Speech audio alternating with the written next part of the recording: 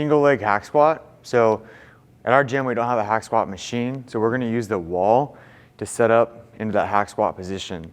And this is gonna allow us to really bias our quads relative to any other muscles while doing this squatting motion. So the closer your foot is to the wall, the harder it's gonna be. You'll notice you won't be able to go as far.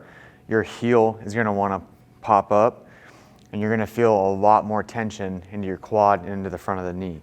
So I always recommend that you start at least a full foot length and a half away from the wall. So if I wanna start on my right leg first, I'm gonna put my left foot all the way out, and I'm gonna come a half of an instep off of that, and that's gonna be my starting position. And what I'm doing is I'm trying to push my low back into the wall to create a posterior pelvic tilt to keep my low back on the wall for the entire duration of the movement. And then I'm bringing this off leg up. And you'll notice that I have to shift my weight to the right to get my foot in the middle of my body so I'm more balanced. And I'm only going as deep as I can while maintaining my low back on the wall and being able to get back to that top position. This is gonna look different for a lot of individuals relative to your strength, injury history, all of those types of things. So you wanna start in the easiest position first, which is at least a foot and a half length from the wall. Partial range of motion, not going very deep, keeping that low back on the wall and be able to get in and out of that position. Now, if you really, really struggle with the single leg, what we can do is we can scale it if needed.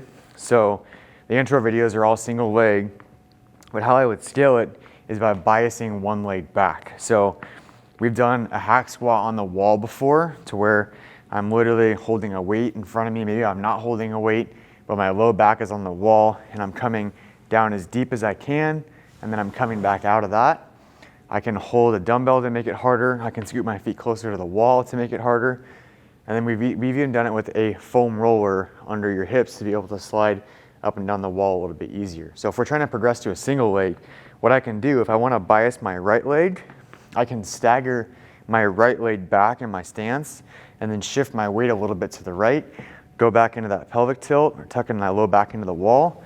And now I can do a squat and I'm biasing my right side because of the way my feet are staggered. I do all my prescribed reps and then I would shift my feet around and go to the left side to bias my left side. And that would be an example of what we call a stagger stance hack squat. And that's just a way for us to work toward moving to a single leg.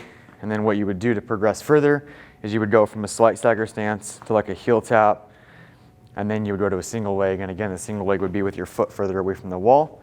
To make it a little bit easier, start with minimal range of motion, increase the range of motion as your strength improves.